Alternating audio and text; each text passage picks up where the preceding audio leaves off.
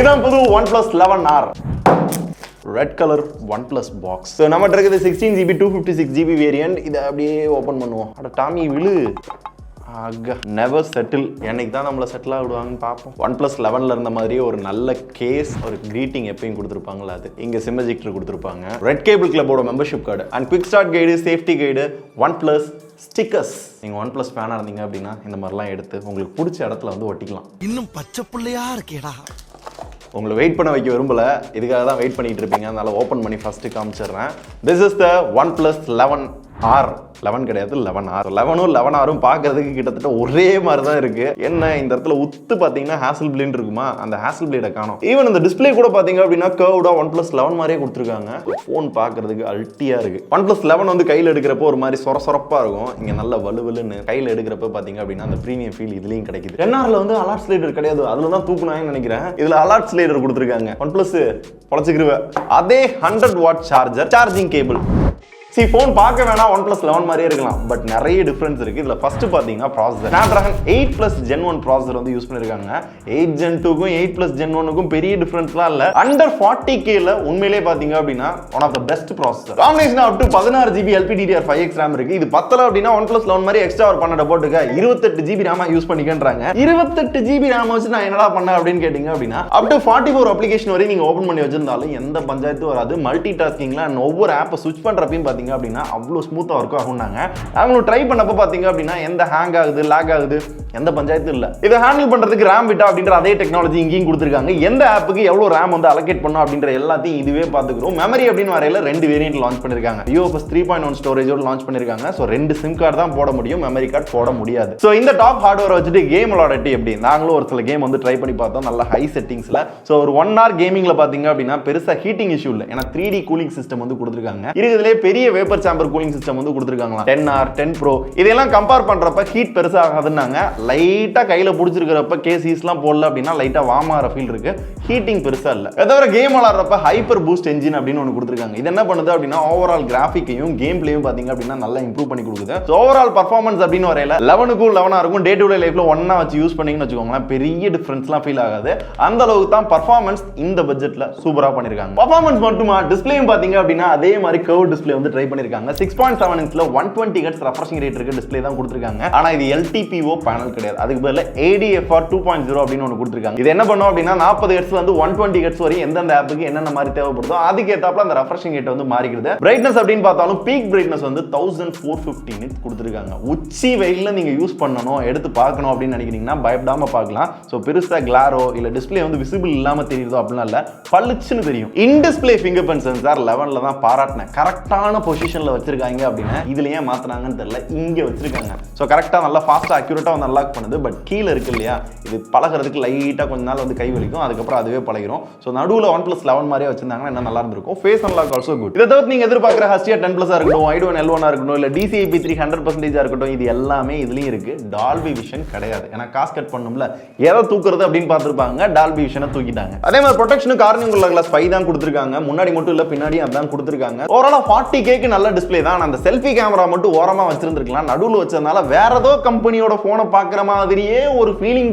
பேட்டரின்னு வரையிலையும் OnePlus 11ல இருக்க அதே battery 5000 mAh, அதே சார்ஜர் 100 வாட்ஸ், அதே 25 நிமிஷத்துல போனை ஃபுல்லா சார்ஜ் பண்ணிக்கலாம். பேட்டரி ஹெல்த் இன்ஜின் பாத்தீங்கன்னா இதுலயும் கொடுத்திருக்காங்க. எக்ஸ்ட்ரா இதுல என்ன இருக்கு அப்படின்னா உங்களோட பேரண்ட் கம்பெனி ஓப்போவோட சூப்பர்வுக் S அப்படின்ற சிப் வந்து ஃபர்ஸ்ட் டைம் வந்து OnePlusல யூஸ் பண்ணிருக்காங்க. இது என்ன பண்ணும் அப்படின்னு கேட்டீங்கன்னா நம்ம போனை ஃபாஸ்டா சார்ஜ் பண்றப்ப ஹீட் ஆகாம சேஃபா சார்ஜ் பண்றதுக்கு வந்து யூஸ்ஃபுல்லா இருக்குமா. 13 டெம்பரேச்சர் சென்சார் வந்து உள்ள பில்ட்-இன்னாவே கொடுத்திருக்காங்க. நம்ம போன் வந்து சார்ஜ் பண்றப்ப ஹீட் ஆகுது அப்படின்ற பட்சத்துல ஆட்டோமேட்டிக்காவே இந்த ஹீட்டை குறைச்சு சார்ஜிங் ஸ்பீடை லெவல் பண்ணி நம்ம சேஃபா சார்ஜ் பண்றதுக்கு வந்து இது யூஸ்ஃபுல்லா இருக்குமா. நைஸ். அடுத்து கேமரால என்ன டிஃபரன்ஸ் அப்படின்றத போனை பார்த்த உடனே கண்டுபிடிச்சிருப்பீங்க. ஹாசல் பிளேட் கொலாபரேஷன் இங்க கிடையாது. ஏன்னா 9 Pro 10 Pro 11 இந்த மாதிரி மெயினா இருக்கக்கூடிய போன்ஸ்ல தான் அந்த கொலாபரேஷன் இருக்கும். இங்க இருக்காது. T சீரிஸ்லயோ R சீரிஸ்லயோ உங்களால பார்த்திருக்க முடியாது, இங்கேயும் கிடையாது. பட் இதுல யூஸ் பண்ணிருக்க மெயின் சென்சார் பாத்தீங்கன்னா OnePlus 11ல இருக்க அதே sensor 50 mega pixel Sony IMX 890 அப்படின்ற சென்சாரோட OIS சப்போர்ட் வந்து கொடுக்குறாங்க. போட்டோஸ் பாத்தீங்க அப்படின்னா OnePlus 11க்கும் 11Rக்கும் பெரிய டிஃபரன்ஸ்லாம் ஃபீல் ஆகல, மைல்டான ஒரு டிஃபரன்ஸ் தான் ஃபீல் பண்ண முடியும். கிளாரிட்டி வைஸ் பாத்தீங்க அப்படின்னா சூப்பரா இருந்தது. இந்த ஹை ரெசல்யூஷன் மோட்ல எடுக்கிற போட்டோஸ்ல இன்னுமே பாத்தீங்க அப்படின்னா டீடைலிங் நல்லா இருக்கு. போர்ட்ரேட் போட்டோஸ் ஓரளவு பார்க்க நல்லா தான் இருக்கு. OnePlus 11ல இருக்க அளவுக்கு எதிர்பார்க்க முடியல, அந்த அளவுக்கு ஒரு DSLR ரேஞ்சுக்குலாம் இல்ல. ஓரளவு பாத்தீங்க அப்படின்னா அந்த எட்ஜஸ்ட்லாம் கரெக்டா தான் கட் பண்ணி கொடுக்குது. இந்த போட்டோஸ்லாம் பாருங்க எப்படி இருக்குன்றத நீங்களும் சொல்லுங்க. வீடியோஸ்னு வரையில 4K 60 FPS ல ஷூட் பண்ணிக்கலாம், ஓரளவு ஸ்டேபிளா ஷேக்லாம் வீடியோஸ்லாம் ஷூட் பண்ண முடியுது. பட் இந்த ப்ராசஸர் இருக்குல்ல, இதுல 8K வரையும் கேப்பபிள் இருக்கு, ஏன் கொடுக்கலன்றது தெரியல. இந்த கேமரால எனக்கு பிடிச்ச ஒரு ஃபீச்சர் என்ன அப்படின்னா இமேஜ் கிளாரிட்டி இன்ஜின் 2.0 அப்படின்ற ஒரு டெக்னாலஜி இருக்கு. இது என்ன பண்ணும் அப்படின்னா மூவ்மெண்ட்ல ஒரு ஆப்ஜெக்ட் இருக்கு, அதை போட்டோ எடுக்கணும் அப்படின்னா அதை கூட கரெக்டா எடுக்குது. அல்ட்ரா வைட் ஆங்கிள் பெருசா சொல்லிக்கிற மாதிரிலாம் இல்ல, ஆனா லெவல்ல சூப்பரா இருந்துச்சு. இங்க மெயின் கேமராக்கும் இந்த கேமராக்குமே பாத்தீங்கன்னா கிளாரிட்டி டிஃபரன்ஸ், கலர் டிஃபரன்ஸ் தான் நல்லா ஃபீல் ஆகும். ஏன்னா இதுல வெறும் 8 mega pixel ultra wide angle sensor தான் யூஸ் பண்ணிருக்காங்க. OnePlus நினைச்சிருந்தாங்க அப்படின்னா இந்த 8 mega pixel ultra wide angle macro கொடுத்துருக்கலாம். பட் நாங்க கணக்கு காமிப்போம் அப்படின்னு 2 மெகா பிக்சல் மேக்ரோ கொடுத்துருக்காங்க. 4 சென்டிமீட்டர்ல இருக்க குட்டி குட்டி ஆப்ஜெக்ட்டை மேக்ரோல எடுத்துக்கலாம். அடுத்து செல்ஃபியை பத்தி சொல்லணுமா, என்னத்த சொல்ல, இது எதுவும் சென்டிமெண்டா ஃபாலோ பண்றாங்களான்னு தெரியல. அதே 16 மெகா பிக்சல் அதே சென்சார் தான் கொடுத்துருக்காங்க. ஓரளவு டீசென்ட்டான செல்ஃபிஸ் உங்களுக்கு கிடைக்கும். வீடியோன்னு பார்த்தாலும் அதே 1080 30 FPS தான் எடுக்க முடியும். இங்கேயும் பாத்தீங்கன்னா 4K அந்த மாதிரிலாம் கொடுக்கல. ஓவராலா கேமரான்னு வரையில அண்டர் 40K அப்படின்னு எடுத்துக்கிட்டீங்க அப்படின்னா ஓரளவு டீசென்ட்டான கேமரா கொடுத்துருக்காங்க. மெயின் கேமரா பாத்தீங்கன்னா ஓரளவு அல்ட்டியா இருந்தது. அண்ட் Oxygen OS 13 மேல Android 13 இருக்கு. ஜனவரி செக்யூரிட்டி பேட்ச் தான் கொடுத்துருக்காங்க. அப்டேட்னு வரையில Android 16 வர, அதாவது 3 வருஷத்துக்கான Android அப்டேட்டும் 4 வருஷத்துக்கான செக்யூரிட்டி பேட்சும் கொடுப்பாங்க. அப்டேட்ல பெருசா OnePlus குறை சொல்ல முடியாது, ஆனா அந்த கோடு விழுகாம இருந்தா சரி. மிச்சபடி OS பார்க்கிறதுக்கு யூஸ் பண்றதுக்கு எல்லா இடங்களிலுமே பாத்தீங்கன்னா OnePlus 11 மாதிரி நல்ல ஸ்மூத்தா, இந்த பழைய OnePlus மாதிரி ஏதோ கொஞ்சம் ட்ரை பண்ணிருக்காங்க. OSல மட்டும் இன்னும் நல்ல இம்ப்ரூவ்மெண்ட் வேணும் அப்படின்ற மாதிரி தான் முன்னாடியே சொல்லியிருந்தேன். இங்கேயும் அதே ஃபீலிங் இருக்கு. வேற ஸ்டீரியோ ஸ்பீக்கர் கொடுத்துருக்காங்க, டால்பி அட்மாஸ் இருக்கு அப்படின்ற மாதிரி பாக்ஸ் பின்னாடி போட்டுருந்தாங்க. ரொம்ப சந்தோஷப்பட்டேன், ஏன்னா டால்பி விஷன் இல்ல, டால்பி அட்மாஸ் தான் இருக்குன்னு. அது இயர்போன்ல மட்டும் தான் போட முடியும். பட் 11ல பாத்தீங்கன்னா இயர்போன்லயும் வரும், ஸ்பீக்கர்லயும் வரும். இதை தவிர அதர் ஃபீச்சர்ஸ் அப்படின்னு வரையில இதோட வெயிட் வந்து பாத்தீங்கன்னா 204 கிராம். ஒன் ஹேண்ட்ல தாராளமா யூஸ் பண்ணலாம். பட் 2 கையில யூஸ் பண்றப்ப இன்னும் கன்வீனியன்ட்டா இருக்கு. ஒரு நேரோ டிஸ்ப்ளே அப்படின்ற மாதிரி ஒரு ஃபீல் இருக்கு. அண்ட் ஃபர்ஸ்ட் டைமா OnePlusல IR பிளாஸ்டர் கொடுத்துருக்காங்க. இதுக்குன்னு ஒரு ஆப் இருக்கு. உங்க வீட்ல டிவி, ஏசி ஏதாவது ரிமோட் கண்ட்ரோல்ல யூஸ் பண்றீங்க அப்படின்னா இதை யூஸ் பண்ணி உங்க போன்லயே அதை கண்ட்ரோல் பண்ணிக்கலாம். இதெல்லாம் ரெட்மி போன், ஷாவமி போன்ல பார்த்திருக்கேன். ஃபர்ஸ்ட் டைமா OnePlus போன்ல பார்க்குறேன். என்ன நடக்குது? இதுக்கப்புறம் Bluetooth 5.3 இருக்கு. இந்த சென்சார் ஆப்ல செக் பண்ணப்போ மோஸ்ட்லி எல்லா சென்சாரும் கவர் பண்ணிருக்காங்க. ஹாப்டிக்மே பாத்தீங்க அப்படின்னா இப்போதைக்கு நல்லா இருந்த மாதிரி தான் இருந்துச்சு. 5G பேண்ட் அப்படின்னு வரையில 11 5G பேண்ட் கொடுத்துருக்காங்க. 2 5G சிம் அட் டைம்ல யூஸ் பண்ணிக்கலாம். அப்படி இல்லாட்டி 5G 4G மாத்தி யூஸ் பண்ணாலும் உங்க பாடு. நான் மதுரையில ஏர்டெல் ஜியோ ரெண்டையும் போட்டு செக் பண்ணி பார்த்தேன், எந்த பஞ்சாயத்து இல்ல, நல்ல ஸ்பீடா இருந்துச்சு. ஓகே, பிரைஸ்னு வரையில எல்லா போர்ஷன் பேசுறப்பையும் அண்டர் 40K கொண்டு வந்திருக்காங்க, 40K குள்ள கொண்டு வந்திருக்காங்க அப்படின்னு சொல்லிட்டு இருக்கேன். எஸ், 40,000 ரூபாய்க்கு இந்த போன் லான்ச் பண்ணிருக்காங்க. லான்ச் ஈவென்ட் போனப்ப பாத்தீங்க அப்படின்னா அட்லீஸ்ட் ஒரு 50,000 ரூபாய் அது பில்ல போடுவாங்கன்னு நினைச்சேன்.